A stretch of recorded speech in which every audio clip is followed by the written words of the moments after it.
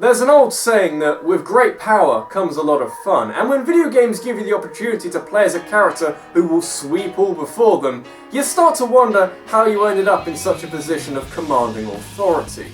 Off the top of my head, I can't think of too many games out there that are 100% balanced all the way through. Maybe Team Fortress 2 back in 2007 when the game was in its simplest form, but the reality is that as soon as you introduce a bunch of different variables to a basic formula, some parts are going to outweigh others. If you have a large enough community of people putting in a bit of time into playing a game, it won't be long until an optimum strategy is found out. But I think it's interesting when you look at characters specifically. You might be able to lament at the OP nature of an item or a group of items, but characters are at a base level, one of the fundamental building blocks of your game. It should be something that developers at least try and balance within the game. It does narrow down a lot of player choice if there's one option that's the clear front runner. And also main characters who are a little too good for the game they're in. I'd love a challenge, guys, I really would.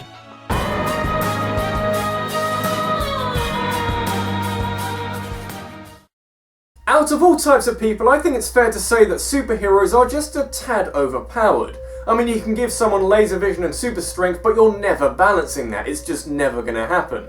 But I think it's interesting that it's the superhero without any superpowers that shows just how crazy it can really get. Batman may not be able to do some of the things that other superheroes can. Honestly, his main power is, hey, look at my money! But the way he's represented in the Arkham games gives him more aura and a sense of invincibility than any other superhero game. There's an old adage about how if you give Batman enough time, his intellect and his never-ending pool of money will see him overcome any situation. And he really does! All he needs now is a Riddler trophy magnet gadget thing and he can turn up in flip-flops. Even in combat scenarios, he's grossly overpowered. The Predator situations in all the Arkham games are a lot of fun and do require a bit of intelligence, but the sheer variety of ways you can take down the bad guys means that they're almost always walking past something you can hide in or smash them into. And when you stop being subtle and have to fight about 25 bad guys in the same room, the combat system in the Arkham games lets you flow from strike to strike as you clear the room with consummate ease. Don't get me wrong, it's a great system, but it goes to show just how unfair the fight is. Especially in the more recent games where even though they bring along henchmen with riot shields and stun batons and other useful things, Batman's usually got a fancy toy or a fighting move that can make mincemeat out of them. Really, it's only in the cutscenes that he shows any sort of weakness. That almost sounds like an allegory for gaming nowadays. Almost. Not really.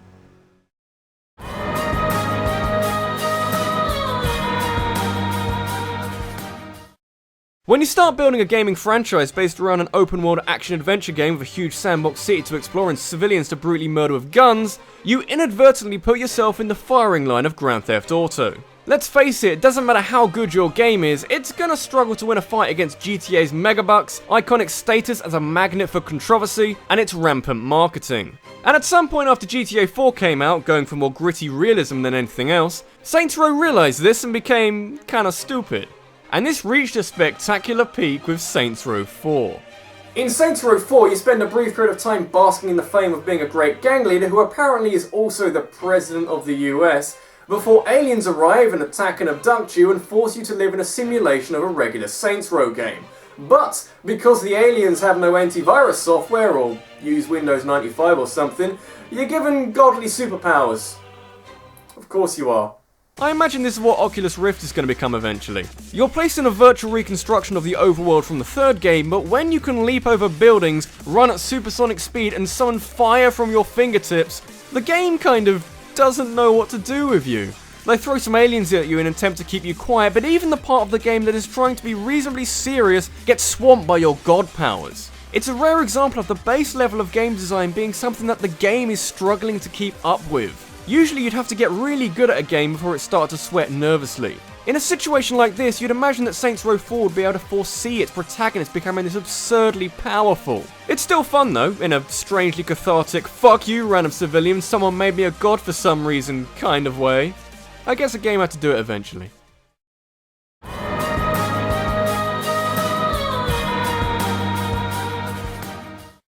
Fighting games are notoriously hard to balance. You want to include a lot of different playable characters and you want to make sure that none of them feel too similar. That means that you've got a lot of diverse fighting styles to contend with, and trying to keep all of that balanced is a battle you're never gonna win. That's probably why tiers are quite important in fighting games. I mean, yeah, there's a lot of skill involved, but some characters are inherently better than others.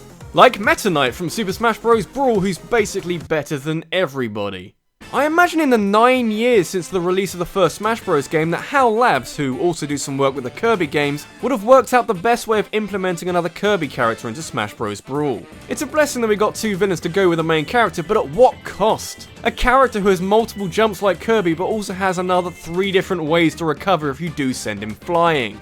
He can't shoot projectiles, but that just means he can have more recovery moves, because he apparently needed it. And he's really fast too, both in attacking and moving all over the place, so it's really hard to pin him down and you'll probably be punished for it. It's not entirely fair. The best summary for Meta Knight I've ever heard is that he's a melee character in Brawl. While most of the other characters are a little sluggish, especially Fox, who was loved in Melee, Meta Knight just plays a lot smoother than most of the other characters. But maybe the worst thing is he's not hard to get good at.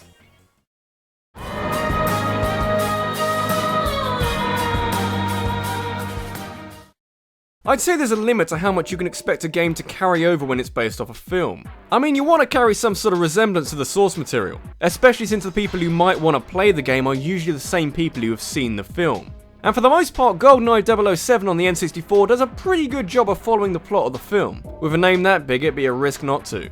That is until you reach the game's multiplayer, and a simple question, guys. Why is Oddjob so small?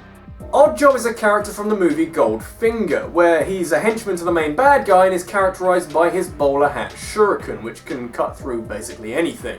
But outside of that, he's also the most broken character in FPS history. You know, I really tried to get to the bottom of this one. Oddjob's actor in the film is about 5'8", so what the fuck is this? The best I could find was that it might have been a programming error, but it's still bizarre seeing a normal-sized man being represented by his mini-me. I'd say there's a certain amount of novelty value that it's a character's size that breaks part of Goldeneye's multiplayer, rather than an overpowered weapon or a map exploit, but it doesn't stop it from being a serious dick move to pull on the people you're playing against. Picking Oddjob, whose size actually gives him a smaller hitbox, is one of those rare instances in a game where you'd only choose him if you're perfectly okay with losing your friends. Oddjob's short stature means that he falls just short of everyone else's auto-aim feature, so if you want to hit him, you gotta stop in place and manually aim your gun. Which isn't at all awkward on the N64. At least he doesn't use his crazy hat. Not in this game, at least.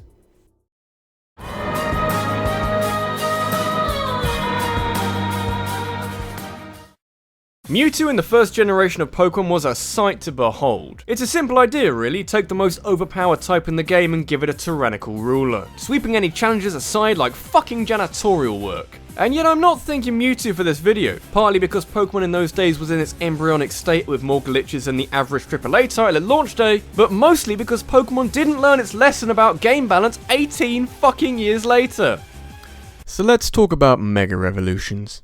Mega Evolutions had the potential, and they still do have the potential if they want to keep doing it for future games, of giving some extra firepower to an evolutionary line that had since been forgotten because there's a lot of better ones. Then they started giving Mega Evolutions to legendary Pokemon.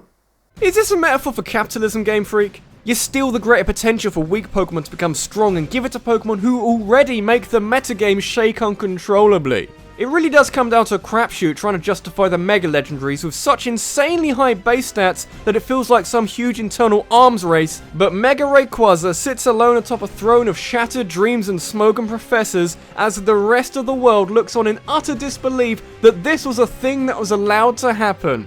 What helped to balance Mega Evolutions was that they had to hold a stone that allowed them to make this transformation, meaning they couldn't hold any of the fancy items that saturate the competitive scene. Mega Rayquaza, which already has the highest base stat total ever, along with our good friend Mega Mewtwo, doesn't need to hold a Mega Stone because it's got a move that does the same job. It's quite a powerful move, even gets the same type attack bonus thing. It also frees up a slot for any number of crazy items to make Mega Rayquaza even more blindingly powerful. Oh, and it's also got a special ability that removes all weaknesses that the flying type had, so there's less things that can make a dent in it.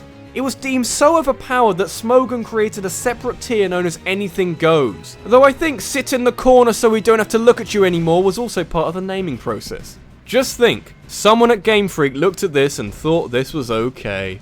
This has been RabbidLuigi, and since Pokemon is basically a glorified internal arms race to constantly make stronger Pokemon, I imagine when they remake the 4th generation of Pokemon, that they're going to give some added love to the supposed god of the franchise.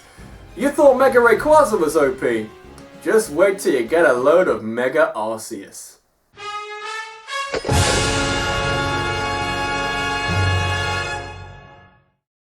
Want to have a say on what I talk about next week? Leave a top 5 suggestion in the comments section below and go follow me on Twitter, where later in the week I'll be compiling the best submissions and setting up a vote over there. Thanks for watching, guys, and I'll see you in the next one. Hey guys, thanks for watching. This video marks a return to those weekly top 5s that I wasn't doing towards the end of October because Halloween, because I had a few good topics I wanted to do. You know, it doesn't matter. You still get videos to watch. I don't think a lot of you really mind if it's a top 5 or a top 10 you get to watch every week. Anyway, next week I'm doing a top 5 about Undertale, which is this obscure indie game I'm sure you've never ever heard about. And if you have heard of it, head over to my Twitter and Facebook so we can discuss it in great length. I could do that all day.